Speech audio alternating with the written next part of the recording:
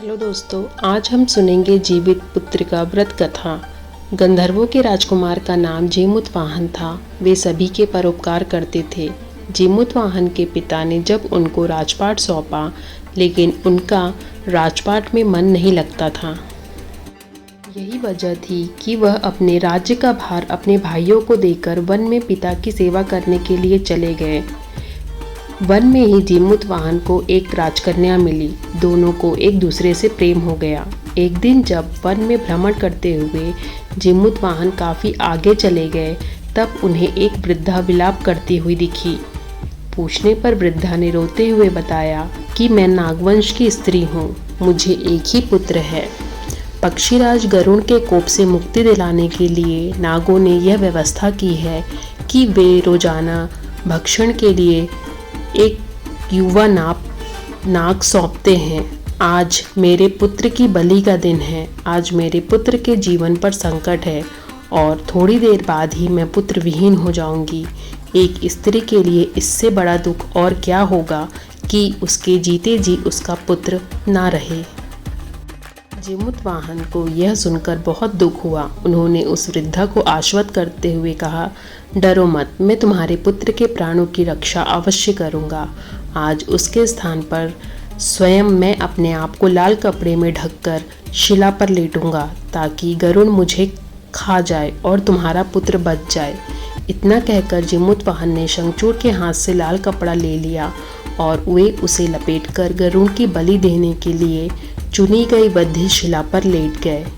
नियत समय पर गरुड़ आए और लाल कपड़े में ढके जीमूतवाहन को पंजे में दबोचा और पहाड़ के शिखर पर जाकर बैठ गए। गरुड़ ने अपनी चोंच से जीमूतवाहन पर प्रहार किया। जीमूतवाहन दर्द से कराहने लगे।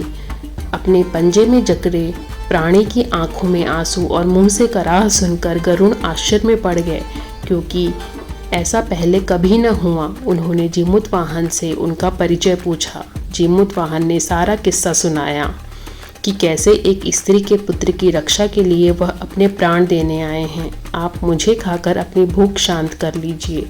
गरुड़ उनकी बहादुरी और दूसरे की प्राण की रक्षा के लिए स्वयं का बलिदान देने की हिम्मत से बहुत प्रभावित हुए। उन्हें स्वयं पर पछतावा होने लगा।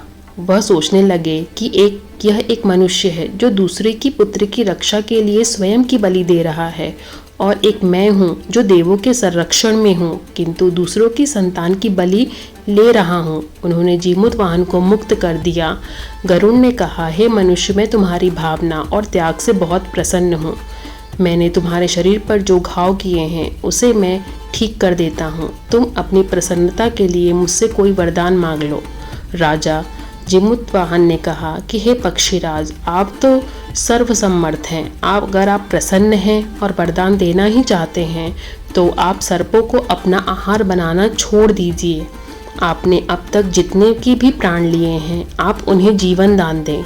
गरुड़ ने सबको जीवन दान दे दिया और नागों की बलि न लेने का भी वरदान दिया। इस प्रकार जीमूतवाहन के साहस से नाग जाति की रक्षा की और कहा, जैसा आप चाहेंगे वैसा ही होगा राजन। गरुड़ ने कहा, हे राजन, तुम्हारे इस बलिदान की कथा जो भी सुनेगा और विधि पूर्वक व्रत का पालन करेगा, उसकी संतान मृत्यु के मुख से भी निकल कर आ जाएगी। तब से ही पुत्र की रक्षा के लिए हर साल भाद्रपद मास की अष्टमी पर जीमूतवाहन की पूजा शुरू हो गई। यह पूजा कैलाश पर पर्वत पर भगवान शंकर ने माता पार्वती को सुनाई थी।